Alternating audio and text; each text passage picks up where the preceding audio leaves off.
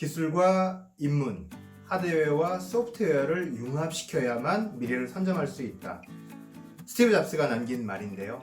현대사회는 융합의 시대, 통섭의 시대라고 얘기를 합니다. 이런 시대에는 여러 가지 일을 해내야 하는데요. 오늘 제가 준비한 주제는 여러 가지 일을 동시에 해내는 힘, 다동력에 관한 것입니다. 내용이 궁금하신 분 계속 봐주세요.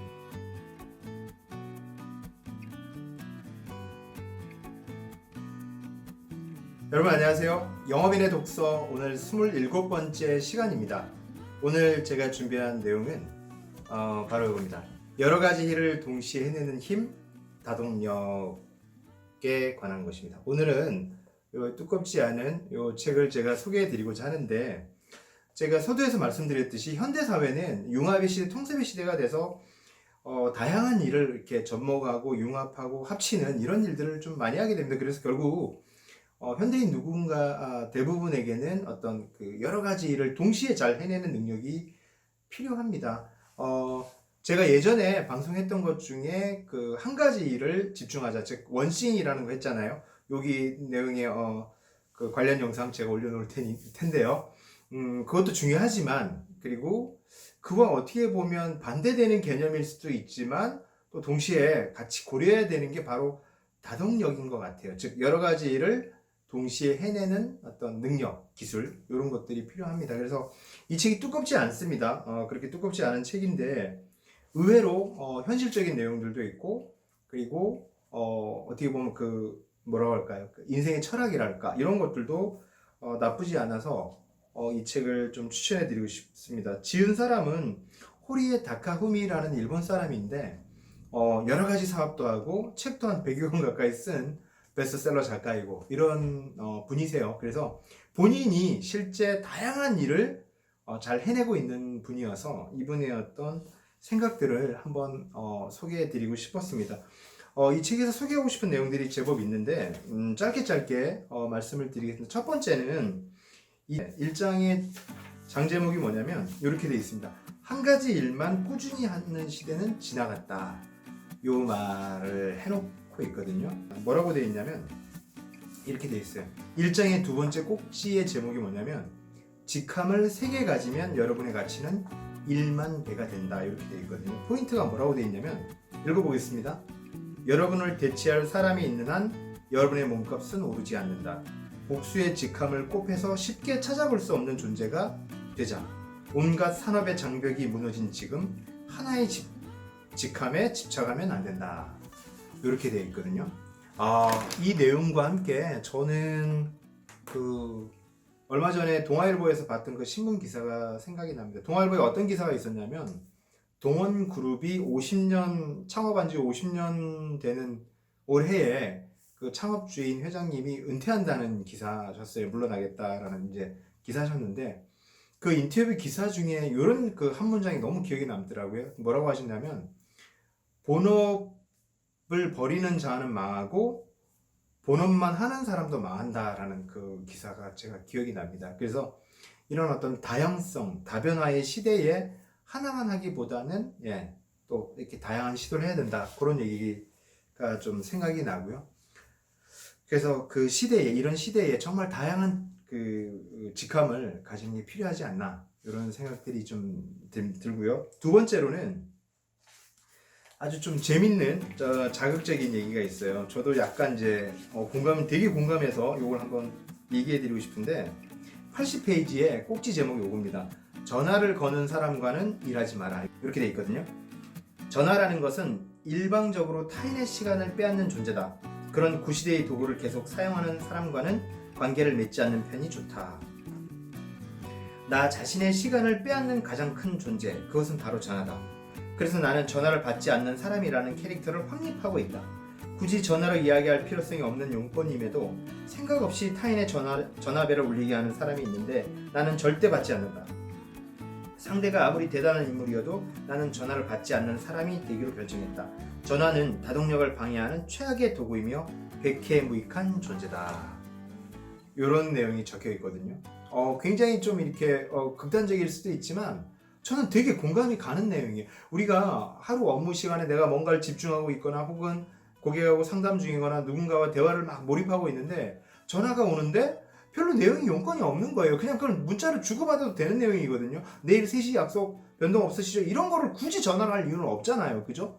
메일로 주고받으면 되고 요즘 또 문자나 이런 것들이 발달했기 때문에 주고받으면 될 걸 굳이 전화를 하시는 분들이 있어요. 저는 이 작가분의 생각이 굉장히 공감이 많이 갔어요. 우리가 간단한 것들, 사소한 것들, 그리고 시간 약속, 장소 약속 이런 거는 어쩌면 문자로 주고받는 게 훨씬 낫거든요. 예, 몇 시에 어디서 보기로 하자, 선능력 몇 번 출고해서 보기로 하자, 이런 거는 전화로 주고받기보다는, 그죠? 말은 또 까먹잖아요. 그러기보다는 문자로 남기는 게 훨씬 좋다라는 그런 생각이 듭니다. 그래서 여러분 한번 실천해 보세요. 굳이 전화하지 않아도 되는 상황은 전화를 하지 마세요. 문자를 남기면 됩니다. 그렇게 하는 것이 좋겠다. 그래야만 여러 가지 일을 할 수 있는 어떤 그 시간을 벌 수 있다. 이런 내용이라고 할 수 있고요. 그리고 세 번째는 그 85페이지에 제목이 그렇습니다.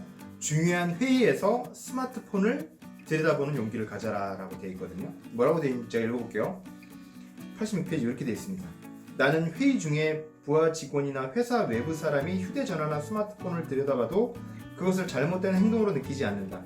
스마트폰 화면을 들여다본다고 해서 회의에 건성으로 참여하는 것은 아니다. 대체로 모든 회의가 밀도 높게 진행되는 것은 아니며 어떤 직장이나 불필요한 회의와 의미 없는 잡담이 꽤 많은 법이다. 나는 그런 틈새 시간에 휴대전화로 필요한 정보를 얻는 편이 훨씬 효율적이라고 생각한다. 공감이 갑니다. 사실 우리가 교육을 들을 때도 마찬가지고요. 회의를 할 때도 마찬가지고요. 우리가 1시간, 2시간 뭔가 미팅을 얘기해도 그 한두 시간이 정말 밀도 있게 모든 걸 다 우리가 기억해야 되는 내용들은 아니거든요. 그런 어떤 여백의 시간에 중요하지 않은 대화가 오가는 중에 문자를 확인할 수 있다라는 거죠.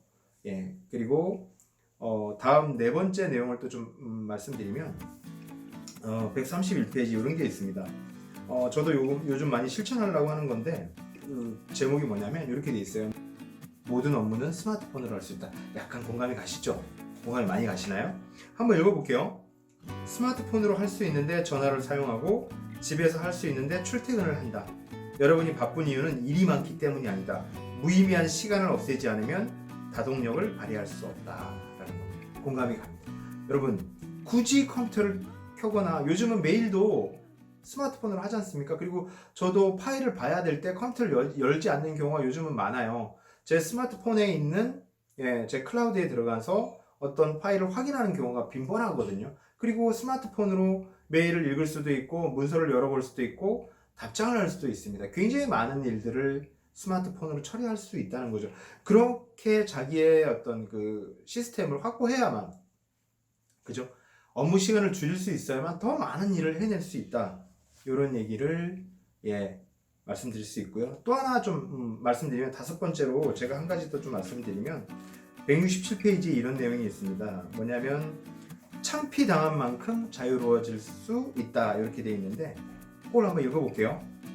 여러분이 다동력을 발휘하려 할 때 가장 큰 장애물은 다른 사람의 눈에 어떻게 보일지 걱정돼 라는 감정이다. 그러나 단언컨대 아무도 여러분에게 관심이 없다. 원하는 대로 살면서 마음껏 창피당하자. 지금까지 다동력을 방해하는 여러 가지 환상과 세뇌를 풀고 업무술도 전수했다.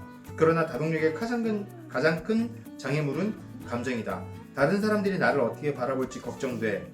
창피해 같은 감정이 결국 가장 큰 장애물이 된다. 여러분, 여러 가지 일을 동시에 하기 위해서는 남들 시선, 남들 눈을 신경 쓰지 말라는 겁니다. 필요 이상의 어떤 타인을 어떤 그 생각하는 게 또 방해가 될 수 있다. 이런 말씀을 드릴 수 있고요. 여섯 번째로 흥미로운 문장을 또 하나 좀 읽어드리면 28장 그 179페이지 있는 내용이 뭐냐면 영원한 새살박이가 되어라 라는 거예요. 거기 포인트 글을 한번 읽어볼게요. 다동력은 어른이 됨에 따라 사라져간다. 즉 미지의 것, 새로운 것에 흥미가 사라졌을 때 노화가 시작되는 것이다. 언제까지나 새살배기 아이처럼 호기심을 품고 살자라는 얘기입니다. 여러 가지 일을 동시에 하기 위해서는 호기심을 잃지 말라는 거예요. 흥미가 있어야지 뭔가 우리가 관심을 갖고, 그러니까 이 작가가 얘기하는 것처럼 흥미가 생기면 그 일에 흠뻑 빠졌다가 빠져나오고 또 어떤 일에 흠뻑 빠졌다가 빠져나오고 이렇게 할 때 다양한 일을 동시에 할 수 있다. 이런 주장이라고 할 수 있습니다. 그리고 마지막으로 193페이지에 있는 얘기를 좀 해드리고 싶어요. 그 장의 제목이 뭐냐면 인생의 목적 따위는 없다라는 겁니다. 지금을 즐기는 것만이 전부다라는 얘기를 합니다. 이 책은 내용이 많지 않습니다. 책 페이지는 굉장히 얇고요. 마음만 먹으면 두세 시간에 읽을 수 있는 200페이지가 안 되는 책이에요. 예, 다 해서 마지막 페이지가 200페이지 정도의 내용이고 글도 굉장히 짤막짤막합니다. 근데 우리에게 실제 쓸 수 있는 팁들 그리고 어떤 다양한 일을 할 수 있는 어떤 동기부여도 되고요. 또 거기에 관한 실천 팁도 있는 책이기 때문에 한번 접해보시면 많은 도움이 될 것 같습니다. 마지막으로 그 얘기를 해드리고 싶어요. 제가 6번째로 얘기했던 영원한 3살배기가 되어라.